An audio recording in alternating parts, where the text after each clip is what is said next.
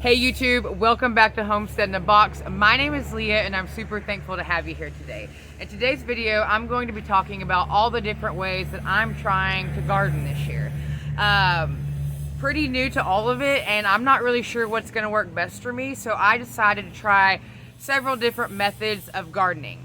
I have raised beds, I have container gardens, I am doing a method called core gardening. I've been using feed sacks, and also we decided that we are actually going to plant corn and okra in the ground closer to the bottom of the hill, so I'm actually going to be doing in-ground gardening too. This video, I just wanted to talk to you a little bit about what each one looks like for me. Like I said, this is my first garden from the beginning to the end, so I don't know which one of these methods works best for me. I just know that I've done quite a bit of research on all of the different methods and figured out like what I need to do here at our homestead, and I just figured I would share that with you because not everybody's in the same season. You may be in a situation where all you can do is container garden, and I think container gardening is better than no gardening. And so I just want to share a little bit of information of the things that I've learned about each of those ways of gardening. And of course, if you follow me on social media, you know I have a lot of baby rabbits, and so I figure I will show you guys the baby bunnies and just a quick update on some of the other animals. So this is my green stock that I grow in. I grow most of my lettuces and things like that. I had my strawberries in it. I recently took my strawberries out of it and just planted more spinach, Swiss chard, kale, things like that. These are currently on sale right now, a Mother's Day sale. I'll put a link in the description below for a $10 off coupon you can actually stack on top of the sale that they already have on their website. There's pros and cons to this. The pro of it is it's literally for anybody, whether you live in an apartment, an RV, somewhere small. It can be used by anybody. If you move around a lot, they're easy to break down, put back up. The con that I have found with it is that it just doesn't really have a lot of spots for the roots to grow. It depends on what you're growing in it. Like for me, I put strawberries in it, and strawberries I did not like the way they grew in it. All right, another method I use are these fabric pots. We purchased these fabric pots last year, and I really like them. I'll put a link in the description to these fabric pots. I like these because they have handles, and so they're really easy for me to move. These are 5-gallon fabric pots. The pros, super easy to move. You can literally put them anywhere. The only con I have with these pots is that you don't want to put anything in here that requires moist soil all the time without some type of irrigation in them, because the fabric pots do dry out really quick, a lot quicker than what I like. So this year I put peppers in them because peppers, they don't really like to have their roots sitting in water or anything like that. So I have peppers and I have some tomatoes in them as well, but the only con I would say is the fact that they do dry out really quick because they are fabric pots. These fabric pots, it's container gardening. Anything that you're putting soil in that is being contained, I consider it container gardening. I have these fabric pots, I have feed sacks, I've got 55 gallon plastic mineral buckets. Anything like that you need to consistently be feeding. I have a YouTube video over how to make rabbit compost tea. So if you have anybody that has rabbits or know anyone that has rabbits, it's a great compost to put on your plants. You definitely want to feed whatever you have in containers. You want to put them on a good feeding schedule, because really what's happening is when it's raining, when you're watering, things like that. Sorry, it is windy in Oklahoma. When it's raining and watering, ultimately all of your nutrients are being washed out of your container.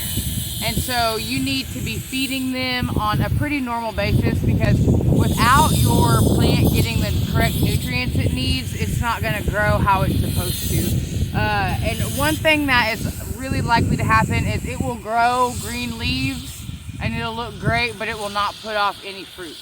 These are my raised beds. I don't have anything planted in these beds yet. I'm waiting a few more days before I plant anything in them.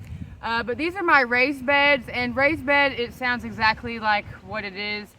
Basically, you take something and you build up a wall and you fill that raised bed with 12 to 14 inches of soil or 8 to 12 inches of soil. It really just depends on who you ask.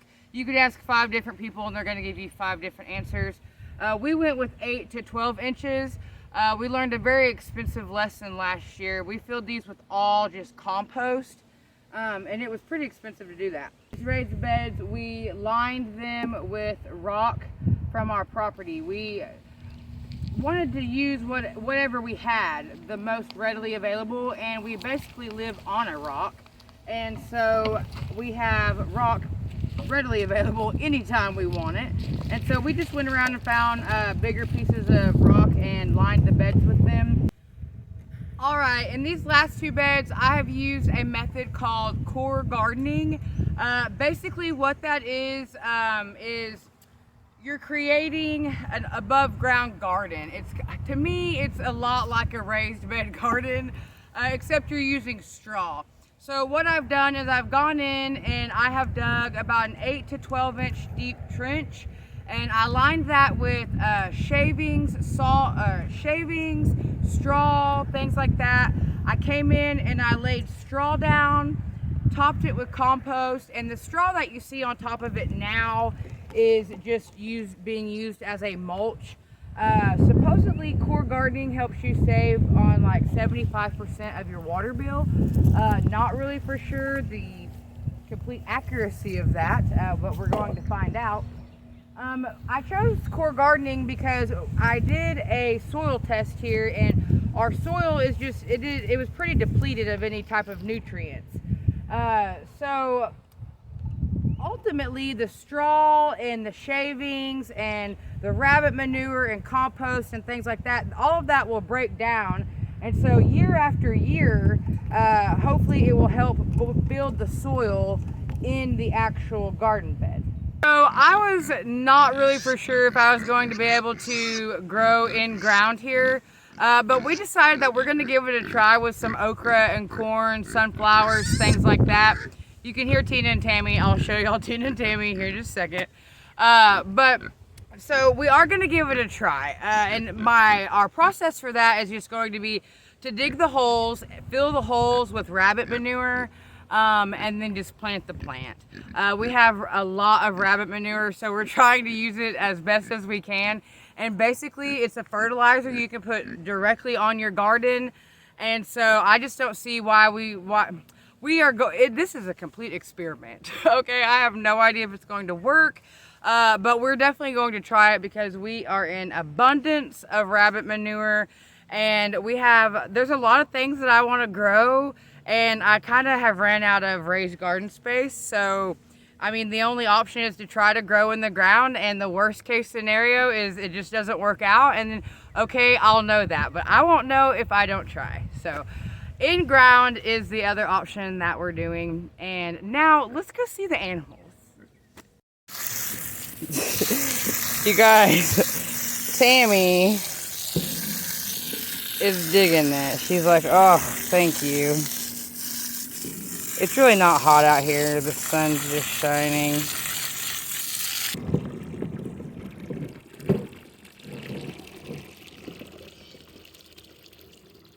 Bessie is a lot like Maynard. They love playing with pigs. It is so funny to me. All right, we can't have as many babies as we do and not show y'all.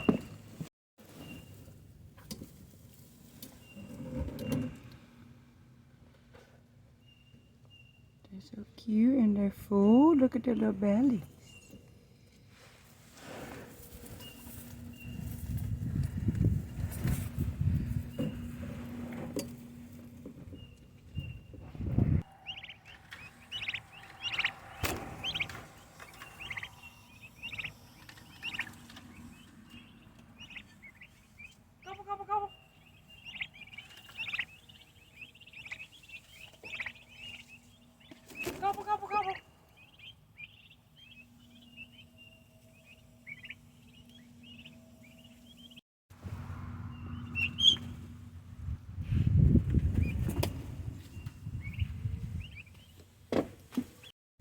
Look, they all know I'm coming.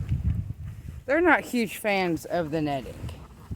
And I'm not either. That's why it's not turned on.